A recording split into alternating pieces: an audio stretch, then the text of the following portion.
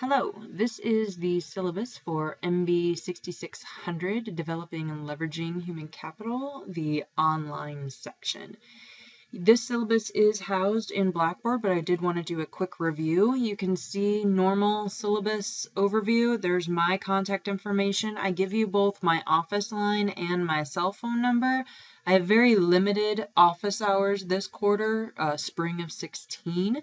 So your best bet if you actually want to speak to me is my cell phone. Texting works as well. If you are a texter, you can reach me that way. The course description and course outcomes are both here. This is an HR class, a human resources class. We're going to go over most of the major areas of human resources. There's a lot of legal and regulatory issues that we'll need to cover, as well as compliance, and you'll actually finish the class with a case study of a company that you are familiar with, such as your employer or maybe a company that you have worked for in the past. In this class, we are using the 4.0 mastery scale. I have another video on the grading on that if this is your first MBA mastery scale class. I suggest that you watch that video. This is an online class. We use Blackboard. There is no required textbook for this class. I gave you a recommended textbook in Blackboard. It is just that. It is recommended. If you don't buy it, you will not miss anything. You will not have issues with completing assignments.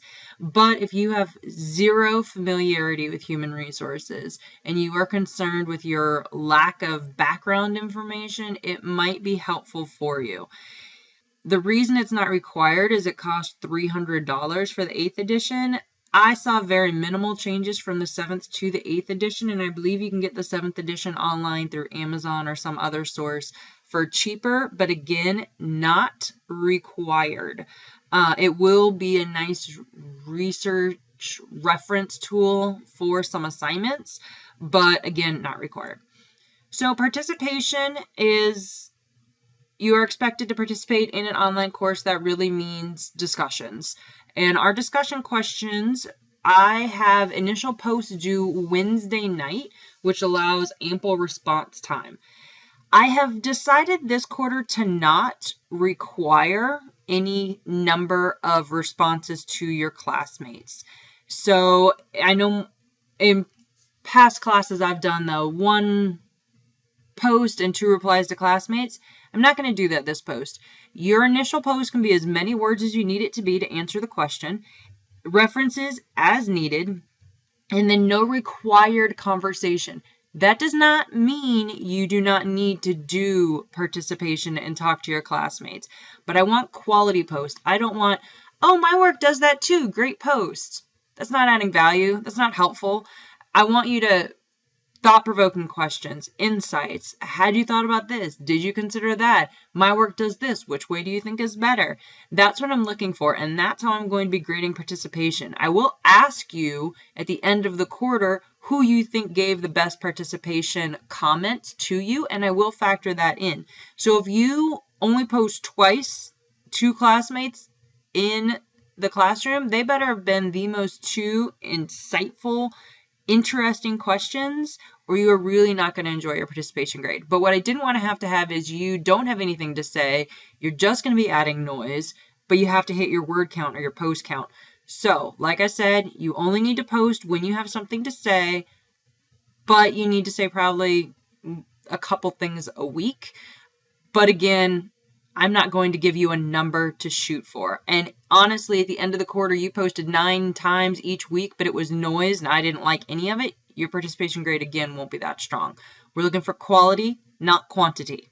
Hope that helps. Late submissions. My late policy is very simple. You lose 10% a day until there are no points left. Period. End of story. This goes for initial posts on discussion. So if you don't get your initial post into Friday, you're only going to get max 80% of whatever you earned. So you need to make sure that you pay attention to due dates. If something comes up, you need to contact me before it is due. That is the only way you're going to get an exception to this late policy. And then I'll decide on a case-by-case basis if it's approved. Contacting me is email, phone, text. Contacting me. Again, I said I'm not going to really be on campus consistently this quarter. I do not regularly check my emails on the weekends. Sometimes I do, sometimes I don't, but I really don't make it a point to do so. So if you are doing your homework that's due Sunday night and you have a question Saturday night, or probably more accurately Sunday afternoon, you're probably not going to want to email me that question. Give me a call, shoot me a text. Even if your text just says, check your email because I sent you a really long question, just go check your email. That's fine. But what I don't want you to do is, well, I don't want to bother her, or I don't want to, it's not that important. It is important. That's what I'm here for. Reach out. I just don't want you guys to be frustrated if you email me on a Sunday afternoon and I don't check it until Monday morning and it's past the due date and you didn't get your question answered. So please contact me. Even honestly, I've had a lot of students text me and say, can you please check your email? Because they know it's too long for a text, but they didn't want to call. So that works as well. This class has 5 performance indicators on the master rubric, which we'll discuss in the next video. These 5 performance indicators are pretty much your whole entire grade. Each one is 18% and the participation is 10%. So that equals up to 100% of the class. We'll go into more detail on assignments and the master rubric in the next video. This last page is your overview of the course. What are we going to be doing and when? You can see the parity table, which is the expected time, the last column. That's just something we have to do for the university. Some of you are going to do this in half the time. Some of you are going to take more than this. It's just a guideline. You can see our topics for each week and then what's due. Discussion posts are due Wednesday night. Assignments are due Sunday night, except week 3. We have a spring break in between weeks 3 and 4, hence the large jump in dates between weeks 3 and 4. I cannot have a due date on our break. So the due date in week 3 for the diversity assignment is technically Thursday night. Thursday night. I want to make sure you guys know that and have time to plan. On a side note, I won't enforce my late policy until Monday morning. So I can't have it due Sunday night because that's Easter Sunday. It's a holiday. We've decided it's break. But I'm not going to start docking points until Monday. So read between the lines there. That's the fine line of compliance versus enforcing, which we will be talking about in HR. The one other thing I want to point out is this last case study assignment. You have to interview an HR leader. That is going to take time and planning. You need to make sure you look at that now and not in week 10. That is the review of our syllabus. That is all of our documents. It covered pretty much all of the major policies for class. I will be covering our master rubric and a couple of the assignments in more detail in future videos.